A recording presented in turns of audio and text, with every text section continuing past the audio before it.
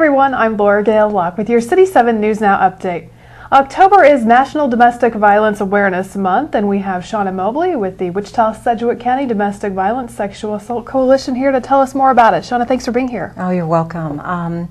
We are honoring this month in Wichita by doing a Thank a Cop campaign, and that will be toward the end of the month. But our coalition has been in existence for, it'll be 20 years next year, and each October, we try to just do some kind of an event that brings awareness to the issue of domestic violence in particular.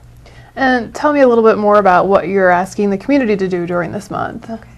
Well, the shelters do some different things to create awareness as well. I believe that Harbor House has a vigil for the survivors of domestic violence, and I think that the YWCA is also doing some events. But we just want people to recognize that this is a major issue in our community and across the world, of course. And particularly this year, we've chosen law enforcement to recognize the fact that they are the cornerstone of how the criminal justice system responds, and what they do can, make a big difference in a person's life. Mm-hmm. And talk a little bit more about that. Okay.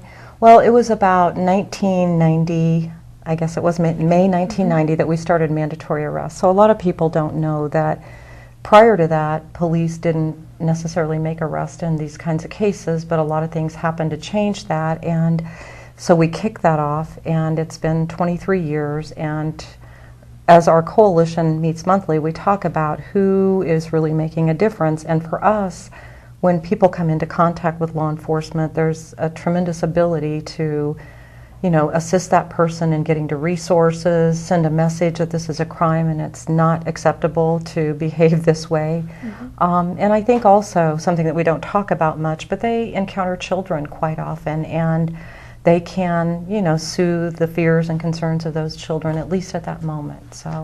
And so what exactly are you guys doing to thank those officers? Well, what we're doing, we are partnering, our coalition is partnering with Wichita State's Criminal Justice Department and the School of Community Affairs. We're going to take volunteers from the university as well as from our coalition to put together about 900 bags of items that will go out to Wichita Police, the Sheriff's Office, and then as many surrounding areas as we can do, as well as WSU. And we'll go to the substations or the stations at shift change and just, introduce ourselves and let them know that we appreciate their efforts. I think that it's not very often that police get a thank you for all that they see and do. And so just letting them know that we appreciate it, and that on the other end of all of this is a lot of us working to do our part to assist after an arrest has been made. And I've been told that domestic violence situations are some of the most stressful situations that an officer can encounter. And that is true, and people talk about those being very dangerous situations for officers.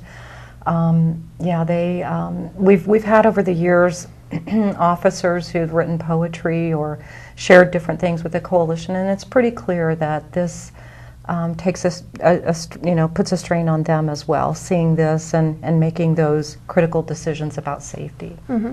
And speaking of the bags, what kind of goodies are you putting in there for them? Well, the bag is, you've probably seen these things before, but it contains a mounds bar to show that we have mounds of appreciation for them, and a paper clip to hold it together when you're not, feeling like this, you're as strong as you need to be. A rubber band to wrap up the case good, those kinds of things. Just a little something to express our gratitude. And I believe we'll also be getting donations from a couple of local businesses for free items for them. So very thoughtful gift. Mm-hmm. Yeah. Tell me more about the work of the coalition. The coalition started in 1994, and it was really an outgrowth of the fact that mandatory arrest was underway, and we were seeing 350 arrests a month for domestic violence, which is what we still see today, and that's just Wichita. And so the coalition came together and said, it's great that we react to this after the fact, but what can we do prior to as a community to prevent as much as possible?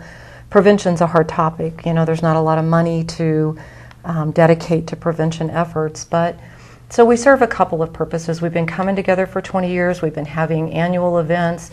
We network with each other. We have been able to pull off a couple of grant collaborations together. And most importantly, we just network. So everybody kind of knows who's representing what agency and who to call on if they have a need for assistance for victims, for perpetrators, for children, for medical, for the, we have a very broad base. Even McConnell attends. A lot of people, when you think about getting help, you think about it in terms of the victims, but what do you do for the people who are actually committing those acts?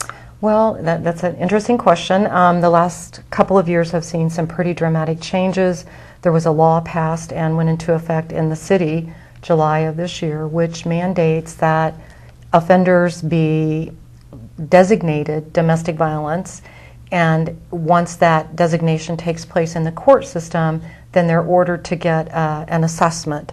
The court system's always been wonderful here in Wichita about requiring education and counseling for perpetrators, but now the law requires that we assess them, and they will be in longer term programs if there's clear indications that they have a pattern of abuse toward their intimate partners. So, we oftentimes look at those services as you have to be court mandated, but I think it's important that the public know that people can get help. They don't have to wait until police get involved. It's very good to know. Yes. And so how can they go about getting that help?